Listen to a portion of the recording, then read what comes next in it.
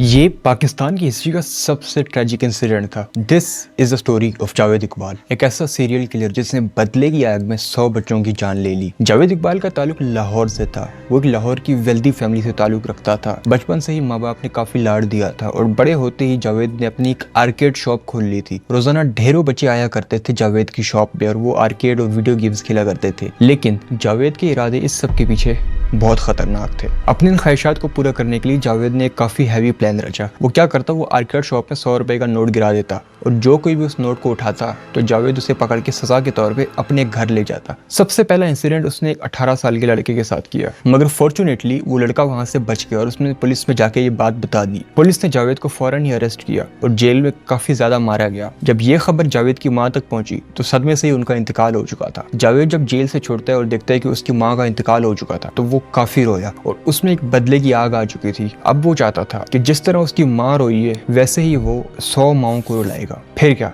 फिर शुरू होती है जावेद की विलन आर्क। वो इसी तरीके से बच्चों को लूर करने लग गया। कहीं ऑर्फनेज से बच्चे उठा ले, कहीं गरीब फैमिली के बच्चे उठा ले, कहीं बसों के अड्डों से बच्चे उठा के वो अपने घर ले जाता। वहां जाके सबसे पहले तो उन बच्चों की तस्वीरें लेता, उनकी बिलोंगिंग्स को अपने पास रखता, उसके बाद उनके साथ ज्यादती करता। ज्यादती करने के बाद वो उन बच्चों को मार देता, उनके टुकड़े करता और एसिड ड्रम में डाल देता। ये बात काफी सालों तक चलती रही। 1996 तक तो लाहौर में ये बातें मशहूर हो चुकी थी कि बच्चे गायब होते जा रहे हैं, लेकिन किसी ने कुछ नहीं किया क्योंकि वो बच्चे गरीब फैमिली से ताल्लुक रखते थे या उनके कोई फैमिली ही नहीं थी। एंड इवेंचुअली 1998 में जाके जावेद ने अपनी तमाम बातें झंग न्यूज में कन्फेस कर दी। उसने बताया कि उसका 100 बच्चों को मारने का मिशन अब पूरा हो चुका है। अब वो रिवर रावी की तरफ जा रहा है ताकि वो सुसाइड कर सके। जैसे ही जावेद ने ये बात कन्फेस की, झंग न्यूज ने ये जाके सारी बातें पुलिस को बता दी और पुलिस की सर्च अब जारी हो चुकी थी जावेद को ढूंढने की। और आखिरकार पुलिस को जावेद मिल जाते हैं। वो जावेद के अपार्टमेंट जाते हैं और वो जो मंजर वहाँ देखते हैं वो देख के वो दंग रह जाते हैं। जावेद के अपार्टमेंट एक बदबूदार स्मेल आ रही थी।